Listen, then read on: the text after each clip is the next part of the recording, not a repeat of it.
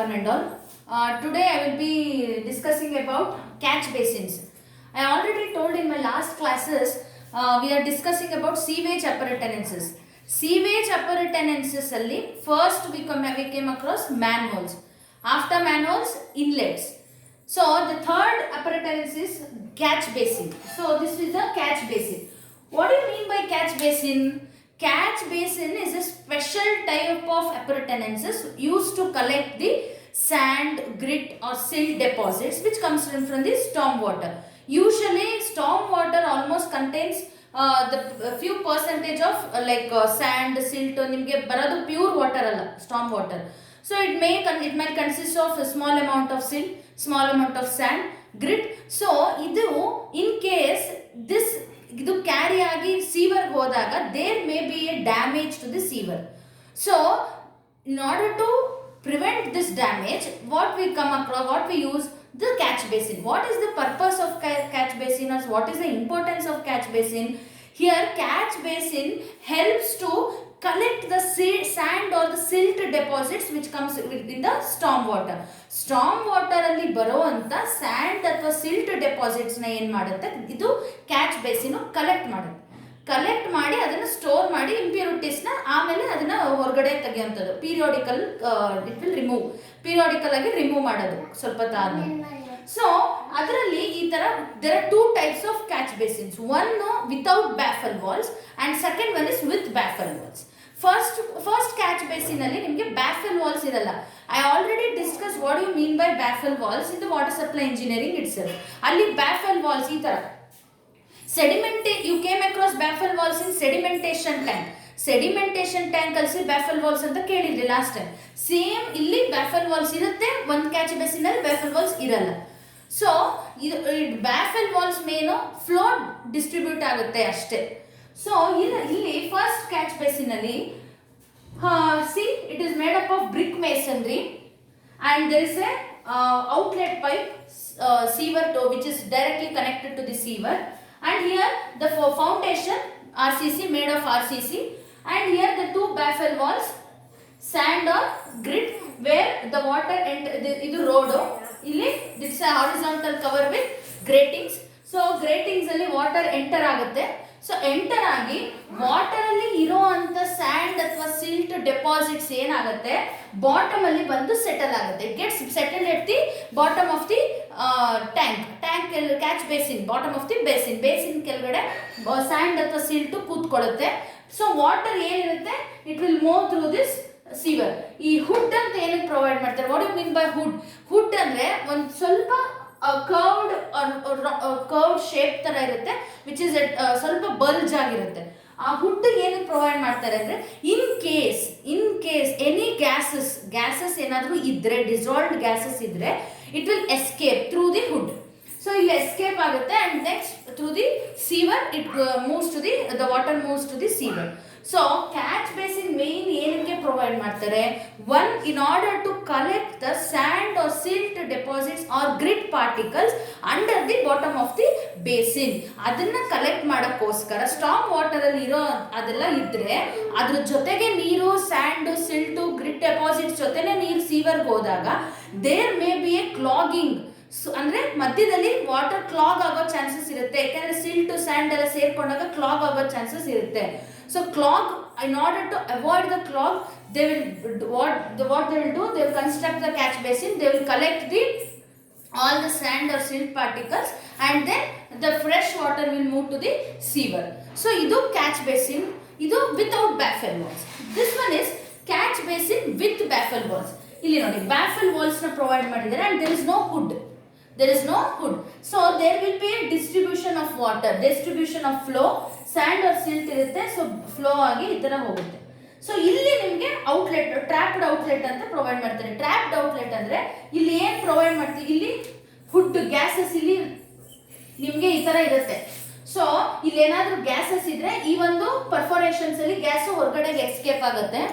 So ಇಲ್ಲಿರುತ್ತೆ ಹುಡ್, ಇದು trapped outlet ಅಂತ ಕರೀತಾರೆ. ಇಲ್ಲಿ ಟ್ರ್ಯಾಪ್ ಆಗುತ್ತೆ, ಇಲ್ಲಿ ಗ್ಯಾಸ್ ಎಸ್ಕೇಪ್ ಆಗಕ್ಕೆ ನಿಮಗೆ ಪರ್ಫೋರೇಷನ್ಸ್ ಕೊಟ್ಟಿರ್ತಾರೆ, ಅದು ಗ್ರೇಟಿಂಗ್ಸ್ ತರ ಕೊಟ್ಟಿರ್ತಾರೆ. ಇಲ್ಲಿ ಗ್ಯಾಸ್ ಎಕ್ಸ್ಪೋಸ್ ಹೊರಗಡೆ ಹೋಗುತ್ತೆ and fresh water will move to the sewer. So ಇದು trapped outlet with baffle walls, ಇದು without baffle walls. So hood ಏನೇ ಗ್ಯಾಸಸ್ ಇದ್ರೂ ಇಲ್ಲಿಂದ ಎಸ್ಕೇಪ್ ಆಗುತ್ತೆ, ಇಲ್ಲಿ ಈ ಕಡೆ ಬಂದು ಇಲ್ಲಿ ಬಂದು ಎಸ್ಕೇಪ್ ಆಗುತ್ತೆ. ಇಲ್ಲಿ ಬ್ಯಾಫೆಲ್ ವಾಲ್ಸ್ ಪ್ರೊವೈಡ್ ಮಾಡ್ತಿರೋದ್ರಿಂದ ಸೊ ನಮಗೆ ಅಲ್ಲಿ ಎಸ್ಕೇಪ್ ಆಗೋಕ್ಕೆ ಚಾನ್ಸ್ ಇರಲ್ಲ. ಸೊ ವಾಲ್ ಫ್ಲೋ ಆಗಿ ಇಲ್ಲಿ ಎಸ್ಕೇಪ್ ಆಗುತ್ತೆ. So catch basin without baffle walls, with baffle walls. ಇಲ್ಲೂ ಅಷ್ಟೇ same brick masonry, foundation made of RCC and outlet moving to the manhole or the sewer. So ಇದು road side footpath side ಕರ್ದು ಒಳಗಡೆ footpath ಇಂದ ಈ side ಇರುತ್ತೆ. ಇದು catch basin without baffle walls and with baffle walls. So ಇಲ್ಲಿ ಒಂದು important ಏನು point you have to note down is the outlet is should be 600 mm above the foundation. ಎಷ್ಟಿರಬೇಕು? 600 mm above the foundation. ನಮ್ಮ outlet pipe ಏನಿದೆ ಸೀವರ್ಗೆ ಹೋಗುತ್ತಲ್ಲ ನೀರು, ಆ outlet pipe it should be 600 mm above the foundation. So foundation ಇಂದ 600 mm above ಇರಬೇಕು. ಅದು ಒಂದು ಕಂಡೀಷನ್ ನೀವು you should keep it in your mind. So this is about catch basin without baffle walls and with baffle walls.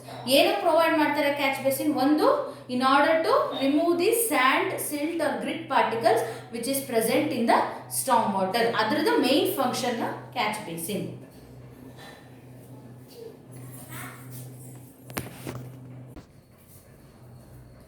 So next sewage appurtenances is traps. So traps ali you will come across only oil and grease trap. So why the oil and grease trap is necessary? Why this is necessary? Because it should be removed, oil and grease should be removed in time to time, because there may be a chances of explosion due to this oil and grease. So here oil and grease trap where you find usually come across in kitchens, workshops, factories, where the oil and grease products ಎಲ್ಲಿ ಜಾಸ್ತಿ by product ಆಗಿರುತ್ತೋ ಅಂತ ಜಾಗದಲ್ಲಿ ನಾವು ಇದನ್ನ use trap ನ it is very much necessary to adopt this oil and grease trap. What is the function of this trap? See, it consists of two chambers. There are one inlet chamber, outlet chamber. So and the external wall and the internal wall which separates the inlet and outlet. ಅಂದ್ರೆ ಒಂದು wall separate ಆಗಿದೆ, ಯಾವುದಕ್ಕೆ? ಇನ್ಲೆಟ್ಗೂ ಮತ್ತೆ ಔಟ್ಲೆಟ್ಗೂ ಒಂದು wall separate ಮಾಡಿದ್ದಾರೆ. ಇದನ್ನ ಈ walls made of RCC. All the external walls and the mediate wall which separates the inlet chamber and outlet chamber are made of RCC. So external purta RCC and it is present below the ground level obviously. So here they are provided with inlets with gratings. Why these gratings are provided? ಏನಕ್ಕೆ gratings ನ provide ಮಾಡ್ತಾರೆ ಅಂದ್ರೆ in case ಏನಾದರೂ ಡೆಬ್ರೀಸು ಅಥವಾ ತುಂಬ large particles ಏನಾದ್ರು ಇದ್ದರೆ ಅದು ಒಳಗಡೆ ಬಂದು ಕ್ಲಾಗ್ ಆಗೋ ಚಾನ್ಸಸ್ನ ಕಡಿಮೆ ಮಾಡೋಕ್ಕೋಸ್ಕರ ಗ್ರೇಟಿಂಗ್ಸ್ನ ಪ್ರೊವೈಡ್ ಮಾಡ್ತಾರೆ. They will provide the gratings in order to avoid the large particles entering into the chamber, and then if they at all enters it will results in the clogging. So clogging ಆಗೋ ಚಾನ್ಸಸ್ನ ಕಡಿಮೆ ಮಾಡೋಕ್ಕೋಸ್ಕರ you will provide a gratings. So after that the function of this grating is you understood, in order to prevent the entry of large particles. So the water enters through the inlet and the water remains still for some hours. Still ಆದಮೇಲೆ through the help of gravitation it will move to the outlet chamber. So in case oil ಅಥವಾ grease ಏನಾದರೂ ಇದ್ರೆ they'll get settled at the bottom. They'll get settled at the surface of the chamber. Surface of the chamber ಅಲ್ಲಿ settle ಆಗಿರುತ್ತೆ ಸ್ವಲ್ಪ ಹೊತ್ತು. ಅದಾದಮೇಲೆ sewer water through with the help of gravitation ಇಂದ so it will move to the outlet chamber.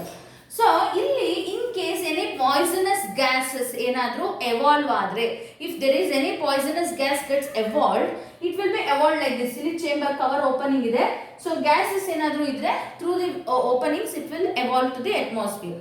So ಆ ಥರ gases ಏನಾದರೂ evolve ಆಗೋಕ್ಕೆ ನಿಮಗೆ ಈ ಥರ ಗ್ರೇಟಿಂಗ್ಸ್ನೆಲ್ಲ ಪ್ರೊವೈಡ್ ಮಾಡಿರ್ತಾರೆ. So oil and grease trap ಔಟ್ಲೆಟ್ಗೆ ಹೊರಗಡೆ ನೆಕ್ಸ್ಟ್ ಸೀವರ್ಗೆ ಹೋಗುತ್ತೆ. Usually these traps will be present in the workshops ಅಥವಾ ಮೋಟಾರ್ ಗ್ಯಾರೇಜಸ್ ಅಲ್ಲಿ ಟ್ರ್ಯಾಪ್ಸ್ ಪ್ರೊವೈಡ್ ಮಾಡಿರ್ತಾರೆ. Grease and oil trap. Trap ಅಂದ್ರೆ ಏನು? you have to arrest the grease and oil particles which is present in the water. You have to arrest it. ಅದನ್ನ trap ಮಾಡಬೇಕು. ಅದನ್ನ ನಾವು Greece and oil trap ಅಂತ ಕರಿತೀವಿ. So ಇಲ್ಲಿ ನಾನು ಆಗಲೇ ಹೇಳಿದೆ, there are two chambers. ಎರಡು ಚೇಂಬರ್ ಇರುತ್ತೆ, ಒಂದು ಇನ್ಲೆಟ್ ಇನ್ನೊಂದು outlet. One more thing is, grease and oil ನ ಕರೆಕ್ಟ್ ಟೈಮ್ಗೆ ರಿಮೂವ್ ಮಾಡಲಿಲ್ಲ ಅಂದ್ರೆ efficiency of the equipment gets reduced. ಅದೇನು ಟ್ರೀಟ್ಮೆಂಟ್ ಯೂನಿಟ್ ಇರುತ್ತೆ ಅದ್ರದ್ದು ಎಫಿಷಿಯನ್ಸಿ ರೆಡ್ಯೂಸ್ ಆಗುತ್ತೆ. ಯಾಕೆ? ಗ್ರೀಸ್ ಅಂಡ್ ಆಯಿಲ್ ಇರೋಂಥ ವಾಟರ್ನ ನೀವು ಸ್ಟ್ರಾಂಗ್ ವಾಟರ್ನ ಕಳಿಸಿದ್ರೆ there may be a chances of clogging inside a manhole ಅಲ್ಲಿ ಎಲ್ಲೋ ಒಂದು ಸ್ವಲ್ಪ ಕಟ್ಕೊಳ್ಳೋದು ಅಂದ್ರೆ ಕ್ಲಾಗ್ ಆಗೋದು ಆಗೋ ಚಾನ್ಸಸ್ ಜಾಸ್ತಿ ಇರುತ್ತೆ. ಒನ್ಸ್ ಕ್ಲಾಗ್ ಆದ್ರೆ ಮ್ಯಾನ್ ಹೋಲು ಏನಾಗುತ್ತೆ, ಇಟ್ ಗೆಟ್ಸ್ ಎರೋಪ್ಟ್ ಆಚೆಗೆ ಎರಪ್ಟ್ ಆಗುತ್ತೆ ನೀರು. ಅದೇನಾಗುತ್ತೆ, it causes nuisance to the public. So ಅಲ್ಲಿ ಕ್ಲಾಗಿಂಗ್ ಆಗೋ ಚಾನ್ಸಸ್ನ ನಾವು ಕಡಿಮೆ ಮಾಡೋಕ್ಕೆ ಅಲ್ಲಿ ಈಗ ನೀವೇನಾದ್ರು ಗ್ರೀಸ್ ಅಂಡ್ ಆಯಿಲ್ನ if you want arrest it ಅಥವಾ if you want trap the grease and oil particles, ಒಂದು efficiency will be reduced and the man ಅದನ್ನ ಕ್ಲೀನ್ ಮಾಡೋಕ್ಕೆ you require labour. So there's a many risk involved in the if there is no grease and oil trap. Grease and oil trap illa andre there are so many risk. ಆಮೇಲೆ gases evolve ಆಗ್ಬೋದು, endothermic reaction ಆಗ್ಬೋದು. Endothermic ಅಂದರೆ ಒಳಗಡೆ ಆಚೆ escape ಆಗಲ್ಲ gas, endothermic reaction ಆಗೋ chances ಇರುತ್ತೆ. ಆಮೇಲೆ ಗ್ಯಾಸಸ್ ಇವಾಲ್ವ್ ಆಗಿ ಅದರಿಂದ ಕಾಸ್ ಅಂತ ಒಂದು ಡ್ಯಾಮೇಜ್ ತುಂಬ ಜಾಸ್ತಿ ಇರುತ್ತೆ, ಲಾರ್ಜ್ ಸ್ಕೇಲ್ ಡ್ಯಾಮೇಜ್ ಆಗುತ್ತೆ. ಎಫಿಷಿಯನ್ಸಿ ನೆಕ್ಸ್ಟು ಟ್ರೀಟ್ಮೆಂಟ್ ಏನು ಯೂನಿಟ್ಸ್ ಇರುತ್ತೆ ಆ ಟ್ರೀಟ್ಮೆಂಟ್ ಯೂನಿಟ್ಸ್ ಎಫಿಷಿಯನ್ಸಿ ಎಲ್ಲ ಕಡಿಮೆ ಆಗೋ ಚಾನ್ಸಸ್ ಇರುತ್ತೆ. ಸೊ ಆ ಥರ ಒಂದು ಚಾನ್ಸಸ್ನ ನಾವು ತಗೊಳ್ಳೋದೇ ಇರೋದಕ್ಕೋಸ್ಕರ ಆಯಿಲ್ ಆ್ಯಂಡ್ ಗ್ರೀಸ್ ಟ್ರ್ಯಾಪ್ನ ಯೂಸ್ ಮಾಡಿದ್ರೆ, ಸೊ ದಟ್ ಈ ಒಂದು ಟ್ರ್ಯಾಪ್ ಯೂಸ್ ಮಾಡೋದ್ರಿಂದ ಆಯಿಲ್ ಆ್ಯಂಡ್ ಗ್ರೀಸ್ ಪಾರ್ಟಿಕಲ್ಸ್ ಎಲ್ಲ ಅರೆಸ್ಟ್ ಆಗುತ್ತೆ.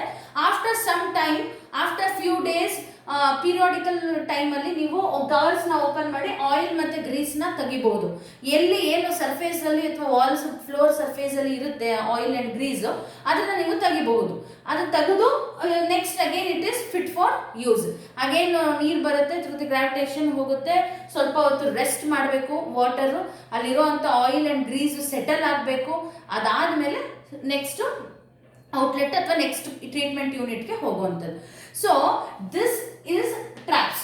ಸೊ ಲಾಸ್ಟ್ ಒಂದು ಕ್ಯಾಚ್, ಇವತ್ತಿನ ಕ್ಲಾಸಲ್ಲಿ ಒಂದು ಕ್ಯಾಚ್ ಬೇಸಿನ್, ಇನ್ನೊಂದು ಟ್ರ್ಯಾಪ್ಸ್ನ ನೋಡಿದ್ವಿ.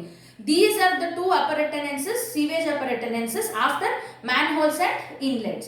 So catch basin without baffle wall, with baffle wall. Catch basin without baffle walls alli hood present irutte. Why the hood is present? In order to expose all the gases which is inside the chamber ಅಥವಾ catch basin. Next with baffle walls ಇರುತ್ತೆ. So protected outlet, ಒಂದು restricted outlet ಇರುತ್ತೆ. Outlet ಇಂದ ಸ್ವಲ್ಪ ಕೆಳಗಡೆ position ಅಲ್ಲಿ ಇರುತ್ತೆ catch ಬೇಸಿನ್ದು, ಕೆಳಗಡೆ ಗ್ಯಾಸಸ್ ಎವಾಲ್ವ್ ಆಗುತ್ತೆ. ಬ್ಯಾಫೆಲ್ ವಾಲ್ಸ್ ಏನಕ್ಕೆ ಪ್ರೊವೈಡ್ ಮಾಡ್ತಾರೆ? ರೆಸ್ಟ್ರಿಕ್ಷನ್ ಆಫ್ ಫ್ಲೋಗೆ. Why the catch basin is provided? The catch basin is provided in order to collect the sand, silt or grit particles which is present in the storm water. ಅದನ್ನ collect ಮಾಡಿ bottom of the chamber ಅಲ್ಲಿ ಇರುತ್ತೆ. After periodical time few hours, ಸ್ವಲ್ಪ ದಿನ use ಆದಮೇಲೆ you can remove the sand or grit particles. Again it is made for use, fit for use. Next traps.